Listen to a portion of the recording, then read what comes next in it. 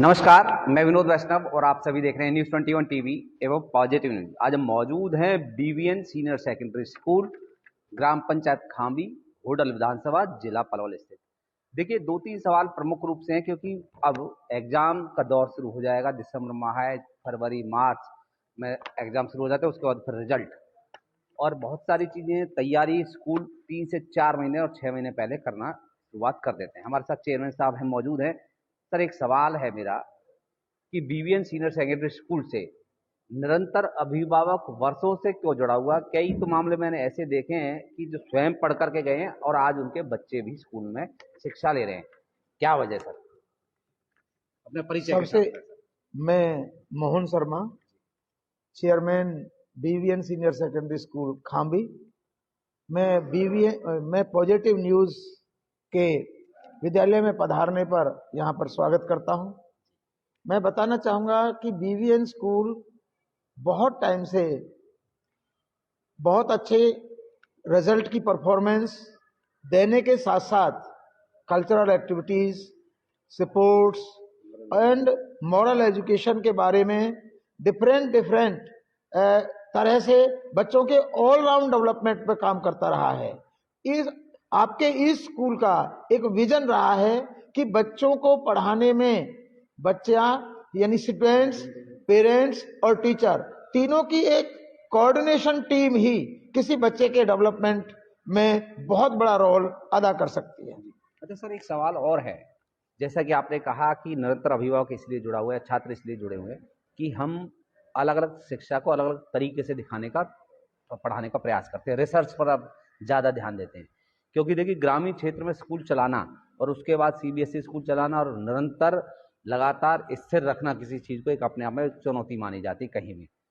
Sir, एक सवाल आपसे इसलिए है कि अभी हालांकि ये सवाल के लिए जवाब बहुत दूर है क्योंकि अप्रैल की बात की जाती है, ज़्यादातर अप्रैल और मार्च की।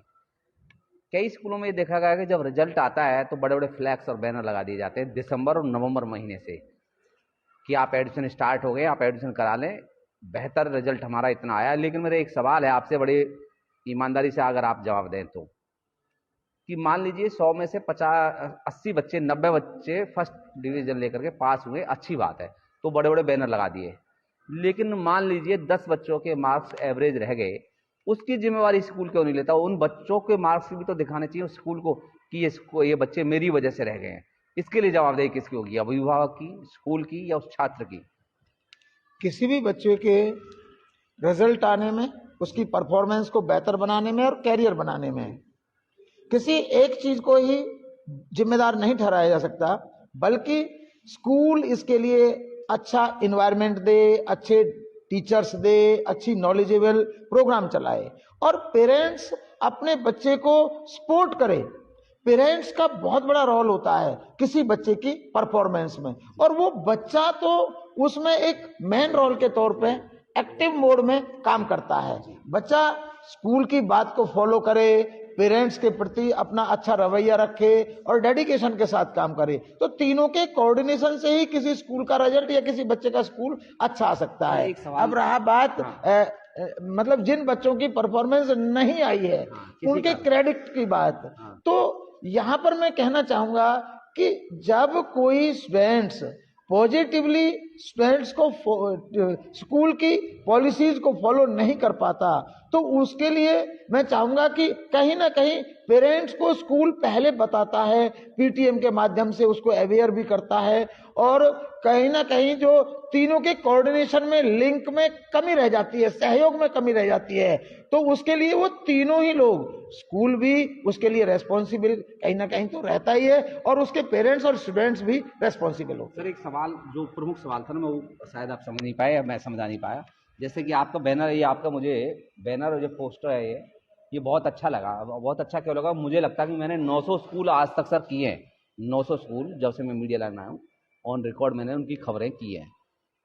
सिर्फ मुझे आपका ये पहली बार ऐसा दिखाई दिया है कि जिन्होंने ये लिखा है कि देखिए, आप जूम करके, सर एक सेकंड आप ये पकड़ें, जिन्होंने, देखिए मैं आपको दिखा दूं, मार्च 2020 का रिजल्ट इन्होंने दिखा रखा है। टोटल बच्चे 204, पास 195, मेरिट 102, अबव 90% से 41 है। फर्स्ट 67 लोग आए हैं, सेकंड पोजीशन जिनकी 4 बच्चों की, थर्ड थर्ड नील है और फेल 9।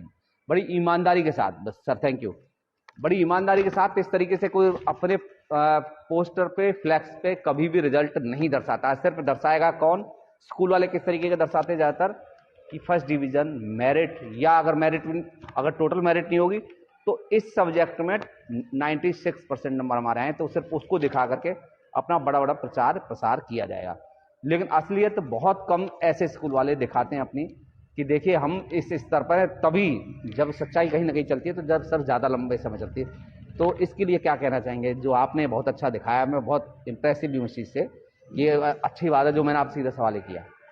क्या कहना चाहेंगे सर ऐसे? देखिए, आपका ये बीवीएन स्कूल पूरी तरह से ये मान के चलता है कि ये जो स्कूल है ये पेरेंट्स का स्कूल है, बच्चों का स्कूल है। अगर किसी बच्चे की परफॉर्मेंस के कारण हम ऊपर जा रहे हैं, उसका क्रेडिट ले रहे हैं, तो उसकी परफॉर्मेंस की कमजोर परफॉर्मेंस के लिए भी कहीं ना कहीं स्कूल और टीचर और बच्चा भी जिम्मेदार है। हम पूरी कोशिश करते हैं और जिस तरह का भी हमारा रिजल्ट होता है, आपके बीवीएन स्कूल ने कभी भी कोई गुड सेक्शन नहीं बनाया। आज तक कभी ऐसा नहीं किया किसी स्कूल के अच्छे बच्चों को तोड़ के और यहाँ पर स्कॉलरशिप के रास्ते हम अच्छे बच्चों को तोड़ कर ले आए या कंसेशन के रास्ते हम तोड़ के ले आए। बीवीएन स्कूल ने कभी किसी स्कूल के बच्चे को इस तरह से काम नहीं किया या कुछ लिमिटेड बच्चों पर कभी वर्क नहीं किया। आपके इस स्कूल ने तो ऑल ओवर ऑलमोस्ट बच्चों पर काम किया है और एक ही तरह से काम किया है, और जो भी रिजल्ट आता है उसे पूरी ट्रांसपेरेंसी के साथ सबका विकास हम पब्लिक में लेके जाते हैं। सबका साथ, सबका विकास और सबका विश्वास, एक जैसी शिक्षा, मतलब एक जैसी शिक्षा पर आपके बीवीएन स्कूल मोहन शर्मा जी ने कहा है कि एक जैसी शिक्षा हमने देने का काम किया। कई बार आमतौर पर देखा गया है कि जब एग्जाम्स नजदीक होते हैं तो अच्छे बच्चों का एक अलग से ग्रुप बना दिया जाता है, थोड़े जो वीक बच्चे उनको ज़्यादा मेहनत करने के लिए उनके लिए अलग से किया जाता था। लेकिन उन्होंने कहा है कि हम अच्छों के साथ थोड़े से हल्के बच्चों को बिठा करके उन्हें बेहतर बनाने की कोशिश की है, एक साथ जो निरंतर बने रहे। और देखिए मैं आपको इनकी एक्टिविटी अब आपको दिखा दूँ एक बैनर के माध्यम से। आप देखें बीवीएन सीनियर सेकेंडरी स्कूल, ग्राम पंचायत खांबी, जो कि होडल विधानसभा और जिला पलवल में है। आप ये देखेंगे जेपी नड्डा जो वर्तमान में भाजपा के राष्ट्रीय अध्यक्ष हैं, उन्होंने 2019 में जो मेरिट के टॉपर बच्चे थे उन्होंने उनको सम्मानित किया। ऐसे अलग अलग तरीके से डीओ जो बघेल साहब हैं उस समय के, आज भी हैं, और केंद्रीय मंत्री कृष्णपाल गुर्जर हैं, पूर्व मंत्री विपुल गोयल हैं, उनके द्वारा और बहुत सारे लगातार कई वर्षों से जो एक्टिविटी हुई हैं उसको दिखाते आ रहे हैं, बताते आ रहे हैं। आप सीधे तौर पर जुड़ रहे हैं। सर एक सवाल और कि नैतिक शिक्षा को बढ़ावा कैसे मिले? कहीं ना कहीं नैतिक मूल्यों में निरंतर गिरावट देखी जा रही है, इसके लिए सीधे तौर पर जिम्मेवार कौन? शिक्षक, अभिभावक, ये समाज?